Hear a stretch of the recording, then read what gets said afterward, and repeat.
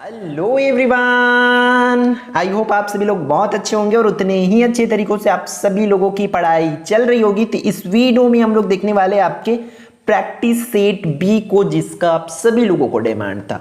अब बात ये रहता है कि क्या प्रैक्टिस सेट जो है आपके लिए इंपॉर्टेंट है। तो हाँ भाई, अगर आप पढ़ के आते हो हर एक कॉन्सेप्ट को क्लियर करके, देन आप यहां से अगर क्वेश्चंस देख करके आपके दिमाग में जो आंसर्स आ जाती है ना, तब आपका वहां पर कॉन्फिडेंस लेवल बढ़ता है। डेफिनेटली ऐसा हमने देखा है, प्रैक्टिस सेट से डेफिनेटली आपको बेनिफिट मिला ही होगा। मैं आशा करता हूं कि हर एक सब्जेक्ट की प्रैक्टिस सेट से आपको जो है बेनिफिट मिला होगा, ठीक है। और मैं स्टार्टिंग में ये चीज बता दिया था कि आप प्रैक्टिस सेट का आपको तभी बेनिफिट मिल पाएगा जब आप पढ़ के ये वीडियोस जो है देखोगे।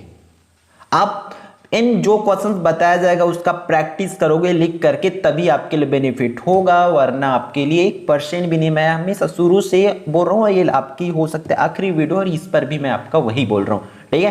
तो चीजों को समझते हुए आपने जो भी लोग मेहनत की, डेफिनेटली उसका रिजल्ट बहुत अच्छा आएगा, ठीक है। तो चलो देख लेते हैं इंपॉर्टेंट क्वेश्चंस।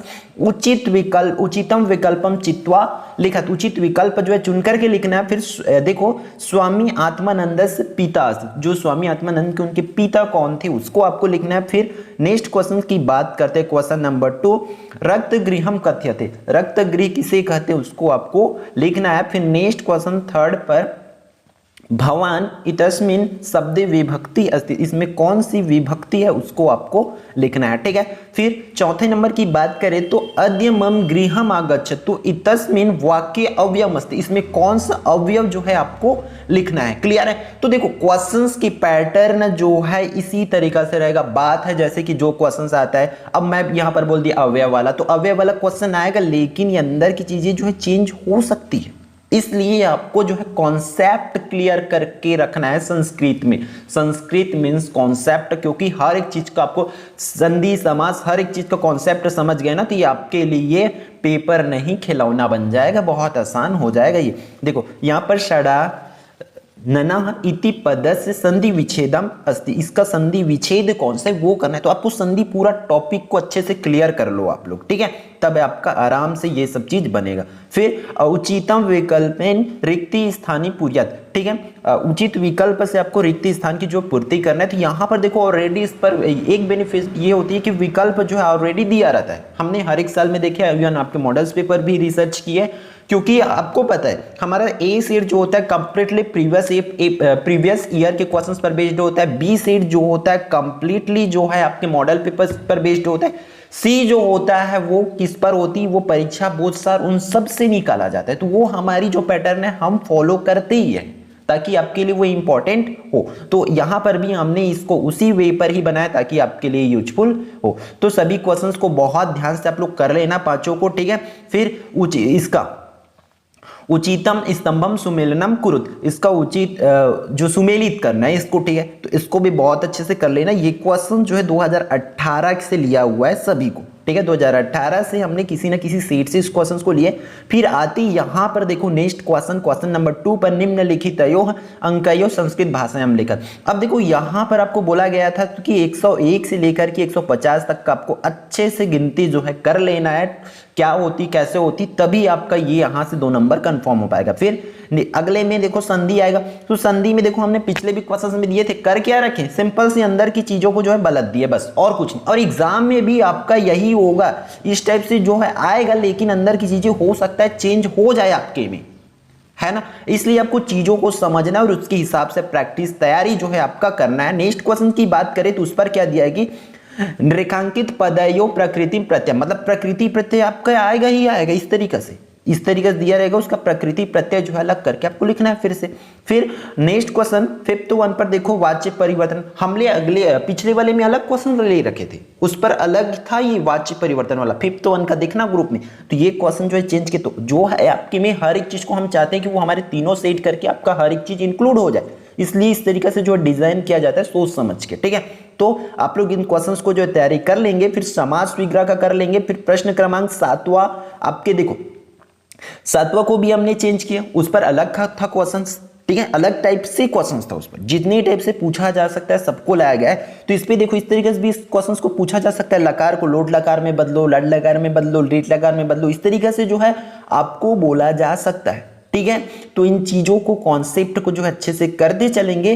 फिर बात है इसके ग्रामर्स की वीडियो जो है हमारे चैनल पर नहीं है, क्योंकि देखो हम सब में बोलते थे इंग्लिश पढ़ाए तो इंग्लिश बोले जाकर के वीडियो अवेलेबल है, हम साइंस पढ़ाए बोलते थे वीडियो अवेलेबल है, सोशल साइंस पढ़ाए वन शॉट वीडियो अवेलेबल है, हमने लगभग सबके लिए बोलते थे। मैथ्स बोलते थे कि मैथ्स पूरी वीडियो हमारे चैनल पर अवेलेबल है, ऑल क्वेश्चंस बोलते थे, बट इस पर हमारे बोलने के लिए हमारे पास ऐसा कुछ नहीं है, इस बात की हमें दुख रहेगा। बट हम नेक्स्ट ईयर जो है आपके जूनियर्स लोग के लिए कंप्लीटली जो हमारी कमी है उसको पूरी तरीके से दूर करने का हमारा पहला प्रयास रहेगा, पहला कोशिश रहेगा, ठीक है। तो इसलिए आप लोग जो है एग्जाम के बाद जो है भूल मत जाना, क्या बोलते हैं हम लोग, हाँ वो दया माया जो है राखे रहना है, सबको रखे रहना है, क्लियर है।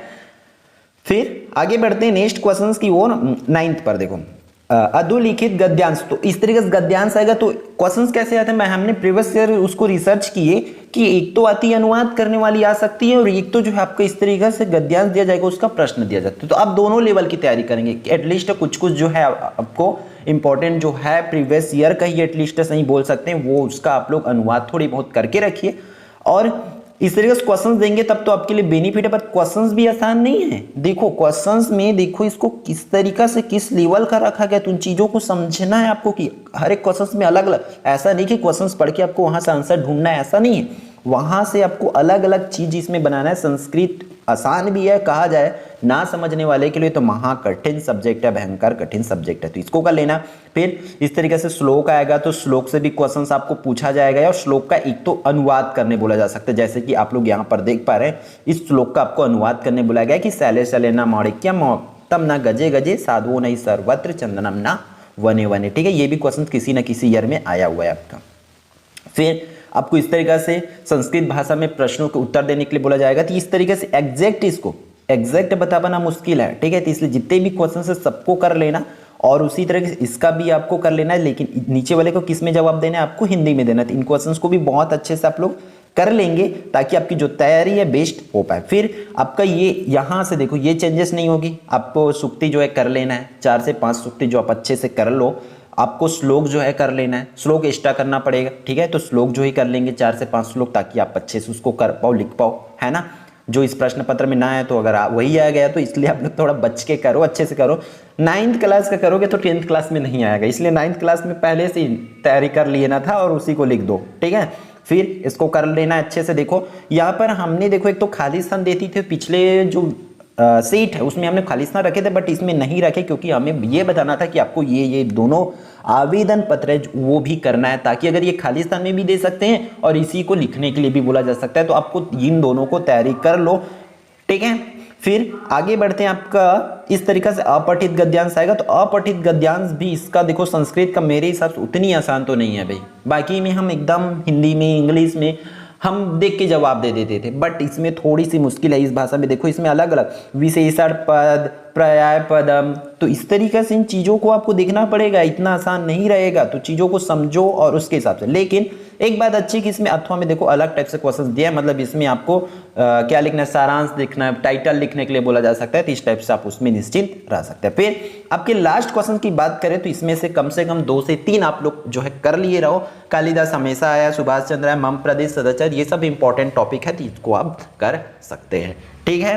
तो आई होप ये पूरी वीडियो आपके लिए यूजफुल रहा होगा, तो वीडियो को लाइक जरूर करेंगे और अगर आप लोग चैनल पर नए होंगे तो चैनल को सब्सक्राइब करके रखो। अब ये मत बोलना एग्जाम तो हो गया सब्सक्राइब क्यों करें भाई, एग्जाम हो गया इसका मतलब ये नहीं कि आपकी जिंदगी भर की पढ़ाई जो है हो गई, आपको 11th 12th भी करनी है, आगे भी इंपॉर्टेंट आएगी कि आपको कौन सी सब्जेक्ट लेना है, कैसा लेना है, क्या क्या कोर्सेस होती है, कितने दिनों का कोर्स होता है, उस कोर्स के करने के बाद आपको कौन सा फील्ड पर और कोर्स कर सकते हैं, कौन सी जॉब कौन से कोर्स करने से मिलती है, एवरीथिंग। इवन आपको ITI का भी डिटेल सिर्फ इसी चैनल पर मिलेगा, तो आप और ऑलरेडी सबकी वीडियो अपलोडेड है, ठीक है। तो वो भी जा करके आप देख ले सकेंगे, एग्जाम के बाद आपको सबका लिंक प्रोवाइड कराते जाएगा ग्रुप के माध्यम से, कम्युनिटी पोस्ट के माध्यम से, जिससे आपको बेनिफिट मिल पाए और सभी से आप सोच पाए, डिसीजन ले पाए, ठीक है। फिर ऑल द बेस्ट एग्जाम के लिए, बाकी बातें एग्जाम के बाद आकर के हम लोग अच्छे से बात करेंगे, ठीक है। फिर मिलते हैं नेक्स्ट वीडियो में।